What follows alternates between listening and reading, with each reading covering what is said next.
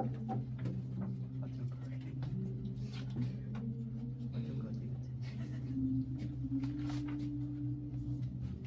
างคนเพรสสมัยดอกเนียบานอธิษฐานมันติดมันเป็นยืมพิจารณาหรือเปรมันตู้หรือบอกตรงจุดนี้ไปได้ยืมชมดอกนี้เลือกศึกษาเรื่องการบอกยืมชมดอกนี้เติมขาดตรงยืมชมดอกนี้ตรายการเปรมันตู้บอกสมมติเป็นยืมชมโดยเปรมันตู้หรือบอกพองบอกสมเปรวิญญาณบริสุทธิ์ได้รองมันนักนอนยืมชมมันจูลปีบ่มน้องพาเตยหรือบอกพองบอกให้จูยืมชมเมียนกรุบแดงอำนาจจิตตากำลังสมรรถภาพมองปีพองในรูปตามเปรมันตู้หรือบอกพองตรงสมัยเปรียบประตูในไทยนี้ปนอมในกรุปเทียมประกุลในสิ่งใดสลายกรุปเทียมประโปมการบองโปยึงชมต่ออันนี้เป็นจูยึงชมรอกนี้มีชีวิตมีบอดประสอดขนมบอดมีนบองพองพร้อมให้มีกรุปเทียมพอพลายทวายถูกพลายตุกกุมสมาธิทานขนมเปรนี้เรามาจากพระเยซูคริสต์เองบัดจำนวนเชนบอดเปรียกุปปีในไทยนี้มีจำนวนเชนทานเนี่ยไอสลายบ้านตายเราเปรียแบบเนี้ยตัวตัวเปรียกุลสมัยนักเรียนอ่านถูกนี้เนี่ยไอ้สไลด์บ้านแต่ในเปรแต่เนี่ยตัวบ้านนักน้องกรมจุ่มนงนักน้องกระโดดจุ่มปุ๊บต่อไปไปเป็นยังเยอะtớiยังไอ้ออยชมูทาเชียจุ่มปุ๊บในสิ่งใดสลายยังปีสิ่งใดสลายคือโดยซาแต่นักน้องกรมจุ่มนงนี่มันลูกปอลมันเมื่อคืนท่าได้สลายคือเจ้าได้ออกจากมาเตียนได้ออกจากหลวงพ่อได้เปรียบบานบนเตียนเอาตามอย่างเต็มยินบอลสดดอลคริสเตียนกรุ๊ปนี้ดับใบหนึ่งรูเนอร์น้องสิ่งใดสลายน้องเปลได้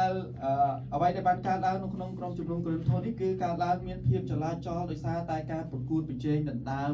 เอาน้อยเตียนในเปรียบตัววิ่งตัวเมาการฉลายต๊อกหลวงพ่อบ้านทรายดำเนินล้อมันพระปีดำเนินล้อในเชื้อชาติไอ้โก้หม่อมน้องในการประกาศปราบปีสิ่งใดสลายนี้ปีบุกเราไปรู้คือเมียนเนี่ยได้ชื่อเนี่ยเราหม่อมราช้างไอ้มือเงยแต่การเนี่ยได้เนี่ยได้หม่อมราติดตัวบัดเนี่ยดำเนินน้อยเตี้ยนแต่ในโชว์มุกไอ้เย่ท่าครูดิซาเชียเนี่ยได้ในค้างแข่งกรอยเจ้าด้านโดยเฉพาะบัญชีลบปอลบันเป็นเจ้าท่ากรุ๊ปแดงอำนาจเตียนต่างมารู้มั้งเอาไว้ได้สำคัญอำนาจเตียนได้สำคัญสำหรับชีวิตจีกรีบอลซักจีกรีสเตียนคือการรู้เนื้อโดยสิ่งใดสลายคือเชื่อมน้อยเตียนต่ออาจารย์หนึ่งอัดชอบแต่เปรียบบานตัวเตียนออยทำรู้เย็นรอกนี้เย็นรอกนี้ได้จีกรีสเตียนเนี่ยบอลบอลตอกเนี่ยมนุษย์เชื่อมันเนี่ยช่องบ้านสิ่งใดสลายเนี่ยบอลบอลไปโดยยังช่องดูขนมสิ่งใดสลายยังเคยท่าอัดเมียนหน้ามันเนี่ยอัดจูนจัดสิ่งใดสลายดิมนุษย์ยังช่องเอาเกสลายช่องบ้านตัวสิ่งใดสลายยังช่องรู้นกน้องสิ่งใดสลายนี่คือสัญญาแต่ยังจูจัดย้ายอยู่บนรูปแบบโดvà rồi 2 tíสิ่งใดสลายเนี่ยยังเมียนสัญญาเจตเตียนlà rồiยังบาดเธอได้chứ vậy miền Tây còn những nhân từ chứ giờ ai thơ đặtเนี่ยtên ba đấy bạn bạn dân chúa chất sự đây sầu lạnh bạn dân chúa chất dân một dân mình em đặt na ok sầu lạnh ok dân chất tục đặt chịu buộc luôn hay một dân khăn này nó bên đài ắt miền này đài sầu lạnh on chất chữ đào nó bên đài này đài ắt miền này đài vô chất tự đại những cái nào mà nuôi dân về đặt lệ nó không có bơ bám cứ pre ban một cao mà nuôi dân oi sờ lạnh pre hai ban sờ lạnh đòn nẹt chân khang bao bọc luôn vận tải về để mà nuôi dân lệ nó không có bơ bám cứ mà nuôi dân liên sờ lạnh đòn pre hai còn liên sờ lạnh đó nẹt chân khang luôn đại sờ lạnh này cái sờ lạnh luôn đại trong ban ở kia sờ lạnh được luôn hai trong má cái thưa là được luôn mà hai cái sự đây sờ lánh nên ca vô chân tục đắp chụp bút luôn ai vô luôn ai chết tí mũiแต่เปรี้ยวมันของกบไปยืนคลายจากคริสเตียนปองมันของกบไปยืนน้องนี้มันรู้เนื้อโดยสลายเปรี้ยวออกปีกำลังกำนึก ប្រាជ្ញារបស់ផងយើងឲ្យស្រឡាញ់អ្នកជិតខាងដូចខ្លួនឯងដែរតើទួដូចម្ដេចទើបយើងអាចរស់នៅដោយសេចក្តីស្រឡាញ់ទៅកាន់ព្រះនិងអ្នកជិតខាងរបស់ផងយើងបានពីឃើញតែព្រះបង្គាប់អ្វីដែលព្រះបានបង្គាប់អ្វីមួយដែលព្រះអង្គបង្គាប់ឲ្យយើងធ្វើគឺព្រះអង្គមិនដែលចាក់ចោលយើងទេគឺព្រះអង្គគង់នៅជាជំនួយដើម្បីយើងអាចបំពេញបានយើងមើលទៅលំបាកប៉ុន្តែបើយើងពឹងព្រះអង្គយើងអាចធ្វើការនោះបានបាទដូច្នេះបានជាចំណងជើងនៅក្នុងបទព្រះបន្ទូលនេះថាអ្នកអាចស្រឡាញ់បានតែនៅពេលដែលអ្នកទទួលបានព្រះគុណដល់ពេលយើងចូលមកអង្គព្រះក្នុងអង្គព្រះយេស៊ូវគ្រីស្ទយើងបានទទួលព្រះគុណនៃសេចក្តីសង្គ្រោះមកពីព្រះយើងបានទទួលព្រះអង្គម្ចាស់ព្រះយេស៊ូវគ្រីស្ទជាព្រះអង្គសង្គ្រោះព្រះគង់នៅជាមួយយើងហើយជួយឲ្យយើងអាចស្រឡាញ់តាមក្បួនខ្នាតនៃសេចក្តីស្រឡាញ់ដែលព្រះបានបង្គាប់បញ្ជាឲ្យយើងស្រឡាញ់បានអាមែនបងប្អូនដូច្នេះបានជាយើងបានទទួលសេចក្តីសង្គ្រោះដោយសារព្រះគុណទាំងស្រុង 100% ដូចគ្នាដែរយើងអាចរស់នៅតាមព្រះបានតើតែយើងនៅជាប់នៅក្នុងព្រះគុណអង្គព្រះយេស៊ូវគ្រីស្ទបានមានបន្ទូលថាព្រះអង្គជាដើមហើយយើងជាខ្នែងបើយើងនៅអត់នៅជាប់ព្រះអង្គទេយើងអត់មានផលផ្លែដូច្នេះបានជាជីវិតយើងជាគ្រីស្ទានត្រូវនៅជាប់ជាមួយនឹងព្រះអង្គម្ចាស់ព្រះយេស៊ូវគ្រីស្ទយើងត្រឡប់មកវិញតើការស្រឡាញ់មានន័យយ៉ាងដូចម្ដេចនៅក្នុងពាក្យភាសាក្រិកមាន4ដែលខ្ញុំលើកមកមានពាក្យទី1ថាឈ្មោះថា eros eros នេះគឺជាពាក្យមួយដែលប្រើសម្រាប់សេចក្តីស្រឡាញ់ប៉ុន្តែជាសេចក្តីស្រឡាញ់ដែលពិពណ៌នាសេចក្តីស្រឡាញ់រវាងប្តីប្រពន្ធអាចមានទំនាក់ទំនងជាប្តីប្រពន្ធមានទំនាក់ទំនងផ្នែកខាងប្រភេទជាដើមអានេះគឺជា eros ហើយមានពាក្យមួយទៀតថាstorge បាទ storge នេះគឺមានន័យថាជាសេចក្តីស្រឡាញ់សំដៅទៅលើសេចក្តីស្រឡាញ់ក្រុមគ្រួសារប្រភេទសេចក្តីស្រឡាញ់ដែលរវាងឪពុកម្ដាយនិងកូនរវាងសមាជិកនៅក្នុងក្រុមគ្រួសារជាទូទៅហើយមានពាក្យphilia នេះគឺជាពាក្យក្រិចមួយដែរដែលនិយាយអំពីសេចក្តីស្រឡាញ់ដែលកើតចេញអំពីមិត្តភាពរវាងមិត្តភក្តិនិងដៃគូបាទហើយមានពាក្យមួយទៀតគឺអាកាផេនេះគឺជាពាក្យដែលលោកប៉ុលបានយកមកប្រើនៅក្នុងនេះបាទអាកាផេនេះគឺជាពាក្យភាសាក្រិកទី4ដែលមានន័យថាស្រឡាញ់ដូចគ្នាប៉ុន្តែមានន័យថាជាសេចក្តីស្រឡាញ់ដែលមិនផ្លាស់ប្ដូរបាទទោះអ្នកយើងស្រឡាញ់ផ្លាស់ប្ដូរតែអ្នកនឹងនៅតែស្រឡាញ់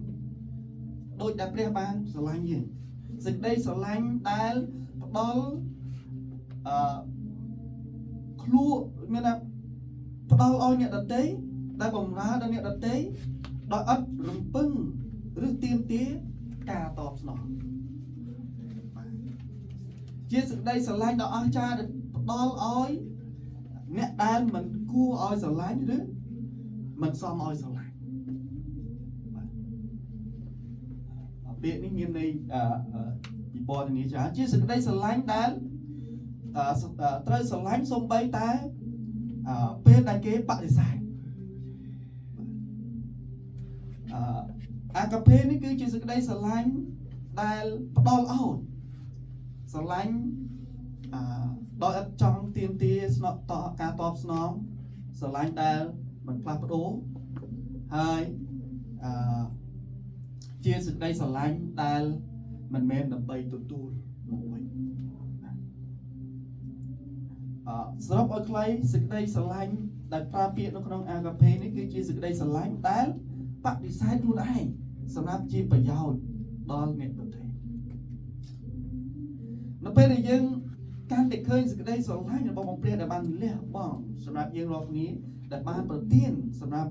ប្រទានព្រះរាជបត្រាទ្រង់តែមួយសម្រាប់យើងរាល់គ្នាពេលយើងពិចារណាអំពីសេចក្តីស្រឡាញ់នោះជួយយើងយល់អំពីសេចក្តីស្រឡាញ់អាកាផេគឺជាសេចក្តីស្រឡាញ់របស់ព្រះដែលអត់ព្រួលប្រា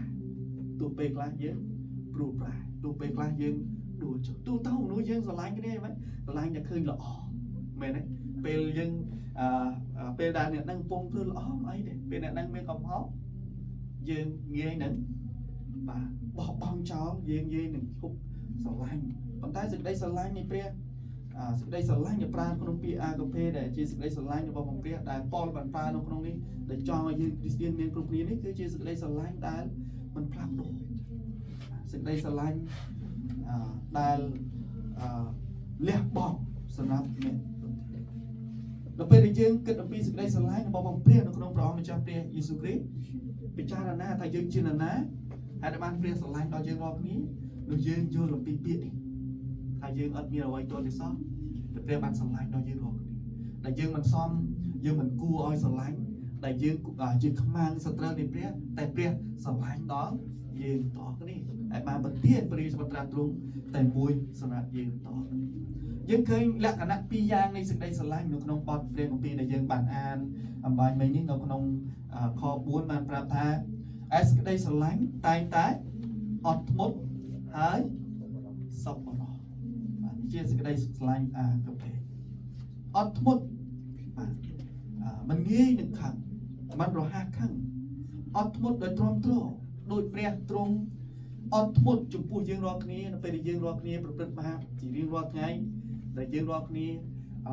រៀងរាល់ថ្ងៃរៀងរាល់សប្តាហ៍បើអត់ប្រគុណព្រះអង្គអត់ការអត់ធ្មត់របស់ព្រះអង្គយើងអាចរស់នៅបានទេ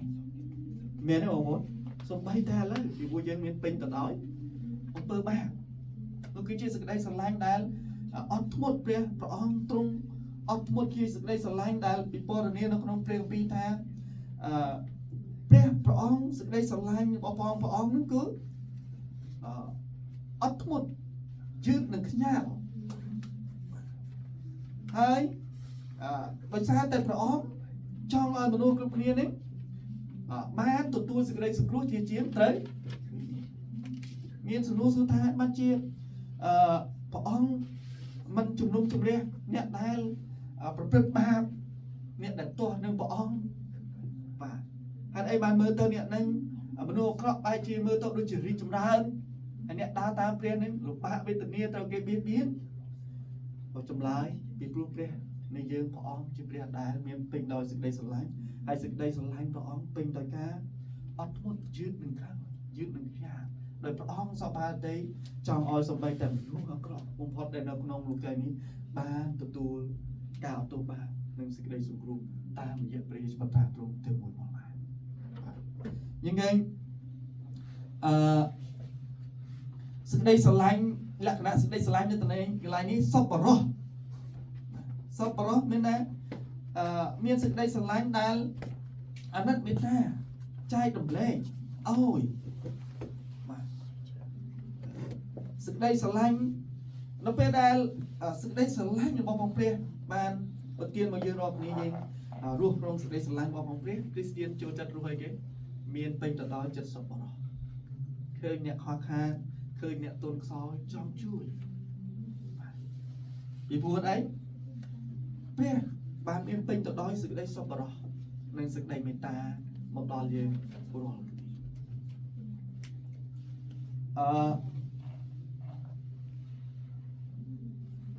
នៅក្នុងខ4ដល់ខ6បានបង្ហាញពីការ8យ៉ាងដែលមិនមាននៅក្នុងសេចក្តីស្រឡាញ់សូមបងប្អូនបានមើលជាមួយគ្នាបាទសេចក្តីស្រឡាញ់មិនអីទេបងប្អូនសេចក្តីស្រឡាញ់មិនឈ្នានេះមិនអួតខ្លួនបាទមិនដែលមានចិត្តធំផងមិនដែលប្រព្រឹត្តបែបមិនគួរសមបាទមិនដែលរកប្រយោជន៍ផ្ទាល់ខ្លួនមិនរហ័សខឹងមិនប្រកាន់ទោសទី8ថាមិនដែលអសប្បាយនឹងសេចក្តីទុច្ចរិតសេចក្តីស្រឡាញ់អត់ឈ្នានេះមានតែមិននិយាយមិនកាច់មិនខូចបាទនិយាយបង្កើតឲ្យមានបញ្ហាឲ្យទាស់ទាញបាទមិនអួតខ្លួនបើថាអួតខ្លួនយើងអួតអំពីស្នាដៃអួតអំពីយើងកើតចេញពីយើងបាទมันមានចិត្តធំបើហើនបាទចិត្តធំបើហើនបាទហ៊ានបាទមិនដែលប្រព្រឹត្តបែបមិនគួរសមយើងឃើញនៅកន្លែងណាមានសេចក្តីស្រឡាញ់នៅទីនោះមានចរិតលក្ខណៈរិទ្ធពីបែបរំទុំសម្ដីសម្ដៅនឹងការប្រព្រឹត្តបែបឲ្យលំបាក มันได้โรคประโยชน์ตัวខ្លួនអ្នកមានសេចក្តីស្រឡាញ់ដូចយើងពិចារណាអាកាហ្វេគឺมันរកប្រយោជន៍ตัวខ្លួនมันរហ័សខាំងมันប្រកាន់ទោសมันងាយប្រកាន់ទោសมันហើយចុងក្រោយមិនដឹងអត់អសប្បាយចំពោះសេចក្តីទុច្ចរិតដែរទោះអ្នកខ្លះនៅជុំវិញយើងជោគជ័យប៉ុន្តែដោយសេចក្តីទុច្ចរិតយើងអត់ត្រូវអសប្បាយនោះមួយមែនទេជោគជ័យដោយសារការអាក្រក់បាទរីកចម្រើនដោយសារការអាក្រក់ទៅជាខ្លាំងដោយសារការអាក្រក់គឺយើងអត់អបអរសេចក្តីស្រឡាញ់ដែលអាកាហ្វេសេចក្តីស្រឡាញ់នេះគឺមិនដែលអត់អបអរចំពោះការដល់យើងឃើញការ5យ៉ាងដែលសេចក្តីស្រឡាញ់ធ្វើនឹងរីករាយជាមួយអ្នកដែលមានសេចក្តីស្រឡាញ់ទី1អសប្បាយនឹងតែនឹងសេចក្តីស្មោះត្រង់វិញបាទអសប្បាយចំពោះតែសេចក្តីល្អការណាដែលគប់បហាតីព្រះលើកទឹកចិត្តចំពោះតែការណាដែលកំពុងប្រព្រឹត្តកំពុងតែធ្វើនោះជាការដែលល្អយ៉ាងម៉េចទៀតសេចក្តីស្រឡាញ់គ្រប់បាំងទាំងអស់ព្រះដោយសារតែសេចក្តីស្រឡាញ់របស់ព្រះអង្គគ្រប់បាំងយើងរាល់គ្នាដោយព្រះអរហន្តនៃព្រះអង្គម្ចាស់ព្រះយេស៊ូវគ្រីស្ទបានលាងសម្អាតយើងរាល់គ្នាចេញពីអំពើបាបគ្រប់បាំងនៅទីនេះមិនមែនន័យថាយើងហៅមនុស្សម្នាក់ដែលមានបាបហើយឲ្យបានត្រឡប់ដើរតាមអង្គព្រះយេស៊ូវគ្រីស្ទដល់អត់លន់ទូបាបទេអត់កែតម្រូវទេនៅក្នុងក្រុមជំនុំតែយើងមានសេចក្តីស្រឡាញ់ដែលមានទំនួលខុសត្រូវយ៉ាងម៉េចកែតម្រូវបដៅតម្រង់នេះជាព្រះបន្ទូលរបស់ព្រះដែលបានបន្ទានឲ្យយើងរាល់គ្នាយ៉ាងម៉េចដើម្បីបង្ហាត់បង្រៀនបដៅតម្រង់ជួយឲ្យយើងរាល់គ្នាបានមានគ្រប់ទាំងចំណេះដើម្បីធ្វើការល្អគ្រប់មុខថ្វាយព្រះអញ្ចឹងគ្រីស្ទានយើងនៅក្នុងក្រុមជំនុំយើងត្រូវមានទំនួលខុសត្រូវក្នុងការជួយកែតម្រង់មិនឃើញប្រព្រឹត្តអាក្រក់ហើយយើងអត់គឺព្រះអង្គឃើញកាលណាព្រះអង្គឲ្យយើងឃើញគឺព្រះអង្គចង់ឲ្យយើងបានជួយប្រាប់អ្នកនោះដែរអាមែនបងប្អូនយើងមិនមែនឃើញសេចក្តីស្រឡាញ់ឯងឃើញគាត់ទៅផ្លូវអត់ល្អហើយយើងនៅជ្រាបទេនោះមិនមែនជាសេចក្តីស្រឡាញ់ទេគឺការរាវរួចខ្លួនហើយខ្ញុំនិយាយខ្លាចគាត់ខាត់ខ្ញុំចង់មានបណ្ដាស្អប់ទេតែបងប្អូនឯងសេចក្តីស្រឡាញ់ត្រូវមានទំនួលខុសត្រូវក្នុងការឲ្យអ្នកនោះបានអ្នកដែលយើងស្រឡាញ់នោះបានដើរនៅក្នុងការដែលល្អត្រឹមត្រូវតាមបហារតីរបស់ព្រះស្រឡាញ់យើងរាល់គ្នាគ្រប់បាំងអំពើបាបរបស់យើងរាល់គ្នាគឺមិនមែនមានន័យថាព្រះអង្គអនុញ្ញាតឲ្យយើងចូលទៅក្នុងនគរឋានសួគ៌ដោយអត់បានលុបទូបាបអត់បានខ្លាចឈ្នួលនៃអំពើបាបទេគឺព្រះបានចាត់ព្រះរាជបត្រាទ្រង់ទៅមួយមកសុគតនៅលើជើងឆ្កាងដើម្បីបោះខ្លាចឈ្នួលនៃអំពើបាបរបស់ពួកយើងរាល់ដោយសារអង្គព្រះយេស៊ូវគ្រីស្ទយើងបានទទួលព្រះអង្គគ្រប់បាំងព្រះអង្គបានអត់ទោសអំពើបាបរបស់យើងហើយរាប់យើងជាសុចរិតដែលយើងអាចចូលទៅនគរឋានសួគ៌បានសេចក្តីស្រឡាញ់ជឿទាំងអស់បាទជឿទាំងអស់មិនមែនជឿរឿងកុហកជឿទេបាទជឿតាមសេចក្តីពិតរបស់ផងព្រះអត់ជឿរឿងប្រឌិតទេបាទជឿទាំងអស់យ៉ាងដែលយើងទៅអានរឿងប្រឌិតកថាអានហើយជឿបាទរឿងប្រឌិតកថាខ្មែរយើងថ្វាយបង្គំព្រះអ្នកតាវិញដែរតោះនេះបងប្អូនបាទសេចក្តីស្រឡាញ់យ៉ាងម៉េចសង្ឃឹមទាំងអស់បាទសង្ឃឹមនេះគឺសង្ឃឹមសម្រាប់ពេលអនាគតជាពេលនេះអ្នកដែលយើងស្រឡាញ់អត់ទាន់បានល្អក៏ដោយយើងនៅដូចជាព្រះអង្គស្រឡាញ់យើងពេញដោយសេចក្តីអត់ធ្មត់ព្រះអង្គសង្ឃឹមតែយើងដើរជាមួយព្រះអង្គបន្តិចម្ដងនោះជំនឿរបស់យើងកាន់តែប្រសើរឡើងហើយសេចក្តីស្រឡាញ់គឺស្រឡាញ់ហើយយើងមានសេចក្តីសង្ឃឹមសម្រាប់អនាគតចំពោះអ្នកដែលជាកំពុងតែស្រឡាញ់ត្រូវការពេលវេលាដើម្បីឲ្យអ្នកនោះបានរីកចម្រើននៅក្នុងព្រះគុណរបស់ព្រះជាសេចក្តីស្រឡាញ់ដែលសង្ឃឹមនៅក្នុងព្រះមានសង្ឃឹមនៅក្រៅព្រះអង្គម្ចាស់ព្រះយេស៊ូវគ្រីស្ទទេបាទទី5ទ្រង់ទ្រទាំងអស់បាទមនុស្សយើងភាគច្រើនយើងចង់រស់នៅជាអ្នកដែលពូកែទ្រង់មែនទេបងប្អូនបាទពូកែទ្រង់ទ្រយើងថាចិត្តធ្ងន់ប៉ុន្តែមនុស្សយើងទូទៅភាគច្រើនអាចទ្រាំបានរយៈពេលខ្លីតែប៉ុណ្ណោះមួយរយៈពេលតែប៉ុណ្ណោះបាទប៉ុន្តែសេចក្តីស្រឡាញ់ អាកាភេគឺជាសេចក្តីស្រឡាញ់ដែលទ្រាំទ្រដែលនាំឲ្យយើងមើលឃើញអំពីសេចក្តីស្រឡាញ់មួយដែលទ្រាំទ្រដូចជាព្រះបានទ្រាំទ្រជាមួយយើងរាល់គ្នានៅលើជើងឆ្កាងសម្រាប់ជាសេចក្តីល្អដល់យើងរាល់គ្នាគឺជាសេចក្តីស្រឡាញ់មួយដែលទ្រាំទ្រអត់បោះបង់ព្រះអង្គអត់បោះបង់នៅលើជើងឆ្កាងទ្រាំទ្រគឺសម្រាប់ជាសេចក្តីល្អដល់យើងទាំងអស់សេចក្តីស្រឡាញ់យ៉ាងនេះហើយដែលធ្វើឲ្យសត្រូវខ្លាយទៅជាមិត្តបានធ្វើឲ្យអ្នកដែលស្អប់អ្នកដែលដើរតាមអង្គព្រះយេស៊ូវគ្រីស្ទបានខ្លាយជាអ្នកបានត្រឡប់ជាអ្នកដែលជឿលើព្រះម្ចាស់ព្រះយេស៊ូវគ្រីស្ទសេចក្តីស្រឡាញ់នេះហើយដែលព្រះអង្គព្រះយេស៊ូវគ្រីស្ទបានប្រកបឲ្យយើងអធិដ្ឋានថាឲ្យយើងស្រឡាញ់សូម្បីតែណាអ្នកដែលអត់ចូលចិត្តយើងឲ្យអធិដ្ឋានសូម្បីតែអ្នកណាគឺអ្នកដែលបៀតបៀនយើងតើយើងអាចរស់នៅក្នុងសេចក្តីស្រឡាញ់តាមຂະຫນາດនៃសេចក្តីស្រឡាញ់ដែលថ្វាយសេរីល្អនិងតាមប្រហារទេព្រះបានដោយរបៀបណាសម្រាប់បងប្អូនដែលមិនទាន់បានទទួលព្រះអង្គម្ចាស់ព្រះយេស៊ូវគ្រីស្ទបងប្អូនត្រូវទទួលទ្រង់ជាព្រះអង្គសង្គ្រោះជាមុនសិនដោយបទព្រះពីនៅថ្ងៃនេះថាយើងអាចស្រឡាញ់បានតាមក្បួនខ្នាតនៃការដែលព្រះចង់បានគឺតោះតែយើងចូលមកក្នុងព្រះគុណសិនចូលមកក្នុងព្រះអង្គម្ចាស់ព្រះយេស៊ូវគ្រីស្ទហើយពេលយើងចូលមកក្នុងអង្គព្រះយេស៊ូវគ្រីស្ទនោះបងប្អូននឹងបានទទួលការទោសបានរាប់ជាសុចរិតហើយមានឈ្មោះនៅនគរឋានសួគ៌ហើយការរស់នៅលើផែនដីនេះព្រះអង្គនឹងគង់នៅជាមួយជាជំនួយ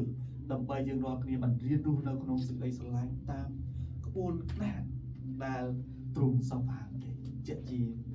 មិនខានឡើយយើងត្រូវយល់អំពីសេចក្តីស្រឡាញ់របស់ព្រះដែលបានប្រទានឲ្យយើងរាល់គ្នាក្នុងព្រះអង្គម្ចាស់ព្រះយេស៊ូវគ្រីស្ទដើម្បីឲ្យយើងបានរស់ដោយសេចក្តីស្រឡាញ់ដូចជាព្រះអង្គដែរសេចក្តីស្រឡាញ់ដែលព្រះអង្គប្រទានឲ្យយើងរាល់គ្នាគឺជាសេចក្តីស្រឡាញ់ដែលបានបង្ហាញដល់យើងរាល់គ្នាគឺជាសេចក្តីស្រឡាញ់ដែលលះបង់អាមែនបងប្អូនបងប្អូនអាននៅក្នុងយ៉ូហានចំពុក3ខ16ជាមួយគ្នាសូមអានបាត់ព្រះទ្រង់ស្រឡាញ់មនុស្សលោកដល់ម្លេះបានជាទ្រង់ប្រទានព្រះរាជបត្រាទ្រង់តែមួយដើម្បីឲ្យអ្នកណាដែលជឿដល់ព្រះរាជបត្រានោះមិនត្រូវឲ្យងាយឡើយគឺឲ្យមានជីវិតអកលជានិច្ចវិញសូមអានរ៉ូមចំពុក5សម្បត្តិព្រះពីរ៉ូមបន្តបាទតែឯព្រះទ្រង់សម្ដែងសេចក្តីស្រឡាញ់របស់ទ្រង់ដល់យើងរាល់គ្នាឲ្យឃើញច្បាស់ដោយព្រះរាជបានសគត់ជំនួសយើងរាល់គ្នានោះគឺក្នុងការដែលយើងនៅមានបាបក្នុងរ៉ូមចំពុក5ខ8នេះបានប្រាប់ថាម៉េចព្រះអង្គស្រឡាញ់ដល់យើងរាល់គ្នាក្នុងការដែលយើងគ្មានបាបឡើយសេចក្តីស្រឡាញ់របស់ព្រះបានលះបង់ព្រះរាជបត្រាទ្រង់តែមួយឲ្យមកសគត់ជំនួសយើងរាល់គ្នាដើម្បីយើងរាល់គ្នាបានទទួលការទោសបាននិងជីវិតអកលជានិច្ចនៅក្នុងព្រះគម្ពីរបានប្រាប់យើងថាឲ្យយើងស្រឡាញ់ព្រះនិងអ្នកជិតខាងដូចខ្លួនយើងដែរព្រះគម្ពីរក៏បានប្រាប់ដែរថាយើងអាចស្រឡាញ់ព្រះនិងអ្នកជិតខាងយើងបានដោយសារព្រះអង្គស្រឡាញ់យើងជាមួយឃើញមែនបងប្អូនយើងអាចស្រឡាញ់ព្រះអាចថ្វាយបង្គំព្រះអង្គបានដោយសារព្រះអង្គស្រឡាញ់យើងជាមួយហើយយើងអាចឥឡូវនេះកំពុងតែរៀនក្នុងការស្រឡាញ់គ្នាទៅវិញទៅមកដោយសារតែព្រះអង្គបានបង្ហាញសេចក្តីស្រឡាញ់ដល់របស់ព្រះអង្គដល់យើងរាល់គ្នាយើងអាចស្រឡាញ់តើតែយើងបានទទួលសេចក្តីស្រឡាញ់និងព្រះគុណរបស់ព្រះសម្រាប់ជីវិតយើងជាមុនសិនលើកលែងតែយើងពឹងលើព្រះគុណនិងសេចក្តីស្រឡាញ់របស់ព្រះការដឹកនាំរបស់ព្រះទេទើបយើងមានសេចក្តីស្រឡាញ់មួយដែលមិនមែនសម្រាប់ខ្លួនឯងទូទៅមនុស្សយើងរស់នៅមានសេចក្តីស្រឡាញ់ទៅអ្នកជិតខាងទៅកាន់ក្រុមគ្រួសារកាន់អ្នកនៅជុំវិញយើងមែនទេបងប្អូនតែក្តីស្រឡាញ់សម្រាប់ខ្លួនឯងយ៉ាងម៉េចស្រឡាញ់ដើម្បីថ្ងៃក្រោយទៅថាគាត់នឹងល្អមែនទេអញ្ចឹងអ្នកដែលទទួលនៅការនេះគឺយើងមែនទេតែខ្លះយើងយើងធ្វើល្អប៉ុន្តែការល្អនោះសម្រាប់យើងមិនមែនសម្រាប់ព្រះយ៉ាងម៉េចធ្វើល្អដើម្បីឲ្យអ្នកដែលនៅក្បែរយើងលើកថាគាត់ជាមនុស្សល្អ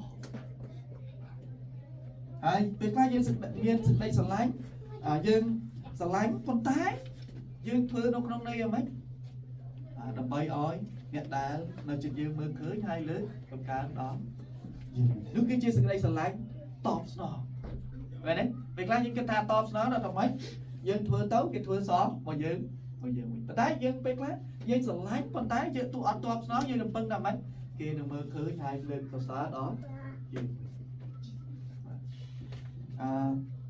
ដើម្បីយើងបានរស់ដោយសេចក្តីស្រឡាញ់ដោយព្រះអង្គម្ចាស់ព្រះយេស៊ូវត្រូវទទួលព្រះគុណរបស់ព្រះតាមរយៈជំនឿលើទ្រង់ជាម្ចាស់ហើយយើងរៀនឲ្យបានយល់ពីទំហំនៃសេចក្តីស្រឡាញ់របស់ព្រះអង្គបន្ទាប់មកយើងត្រូវពឹងព្រះអង្គតាមរយៈការអធិដ្ឋានហើយយើងបានរស់នៅដោយសេចក្តីស្រឡាញ់ដូចជាទ្រង់ដែរសេចក្តីស្រឡាញ់ដែលមានពុទ្ធវិញ្ញាសេចក្តីស្រឡាញ់ដែលថ្វាយសេរីល្អដល់ព្រះសេចក្តីស្រឡាញ់ដែលជាប្រយោជន៍សម្រាប់នេះខ្ញុំអធិដ្ឋានថាសូមឲ្យជីវិតបងប្អូនរាល់គ្នាមានពេញដោយសេចក្តីស្រឡាញ់ហើយក្រុមគ្រួសាររបស់បងប្អូនរាល់គ្នាមានពេញដោយសេចក្តីស្រឡាញ់របស់ផងព្រះគ្រីស្ទជាបរិបូរណ៍ជារៀងរាល់ថ្ងៃមកដែរយើងបានសង្គ្រោះដោយសារព្រះគុណហើយសពថ្ងៃនេះយើងអាចរស់នៅបានគឺដោយសារព្រះគុណហើយយើងអាចរស់សម្រាប់ព្រះស្រឡាញ់ព្រះអ្នកជិតខាងបានគឺយើងត្រូវលើពឹងលើព្រះគុណរបស់ព្រះពឹងលើអំណាចចេស្តារបស់ព្រះពឹងលើព្រះដើម្បីជួយយើងត្រូវការនៅជាប់នឹងព្រះគុណរបស់ព្រះរៀងរាល់ថ្ងៃតាមរយៈការអានព្រះបន្ទូលអធិដ្ឋានតាមរយៈការថ្វាយបង្គំជឹងគិតលើព្រះបន្ទូលរបស់ព្រះមានគ្រីស្ទានជាច្រើនចង់រស់នៅក្នុងសេចក្តីស្រឡាញ់មានពេញដោយសេចក្តីស្រឡាញ់របស់ព្រះចង់យកឈ្នះលើអំពើបាបតែយើងអត់មានពេលដើម្បីនឹងជាប់ជាមួយនឹងព្រះគុណរបស់ព្រះបានប្រទានមកចូលបាយដើម្បីយើងទទួលព្រះគុណជាប្រចាំថ្ងៃដល់ជីវិតយើងតាមរយៈណាតាមរយៈការថ្វាយបង្គំតាមរយៈការអានព្រះបន្ទូលតាមរយៈការសម្ជិញគិតលើព្រះបន្ទូលអនុវត្តតាមរយៈការអធិដ្ឋានអានេះគឺជាមជ្ឈបាយដែលព្រះប្រទានប្រគុណដល់យើងរាល់គ្នាដូច្នេះយើងត្រូវនៅជាប់ប្រគុណយ៉ាងដូច្នោះយើងត្រូវនៅជាប់ជាមួយព្រះទើបយើងអាចដើរជាមួយព្រះអង្គហើយស្រឡាញ់ដូចជាព្រះអង្គបានអាមែនបងប្អូនយើងត្រូវនៅជាប់ជាមួយព្រះអង្គសូមឲ្យបងប្អូនមានរបៀបរស់នៅដែលទទួលព្រះគុណរបស់ព្រះរាល់ថ្ងៃទទួលសេចក្តីស្រឡាញ់របស់ព្រះរាល់ថ្ងៃដើម្បីយើងអាចបម្រើអ្នកដែលនៅជុំវិញដោយសេចក្តីស្រឡាញ់ដើម្បីយើងអាចបង្ហាញសេចក្តីស្រឡាញ់នោះទៅកាន់អ្នកដែលនៅក្បែរយើងទៅកាន់ក្រុមគ្រួសារមិត្តភក្តិសាច់ញាតិរបស់យើងហើយទៅកាន់គ្រប់មនុស្សដែលនៅជុំវិញយើងទាំងអស់គ្នាផងដែរសូមយើងទាំងគ្នាបានអធិដ្ឋានថ្លែងជាមួយគ្នាសូមយើងបានសេចក្តីគិតមើលតើព្រះយេស៊ូវស្រឡាញ់ខ្ញុំយ៉ាងណានៅថ្ងៃនេះនៅនេះព្រះយេស៊ូវភ្លេចវោមួយបាទសូមជួយដាក់ឲ្យផងខាងស្លាយបាទតើខ្ញុំអាចបង្ហាញសេចក្តីស្រឡាញ់នោះទៅអ្នកណាបាទព្រោះព្រះអង្គស្រឡាញ់យើងរាល់គ្នា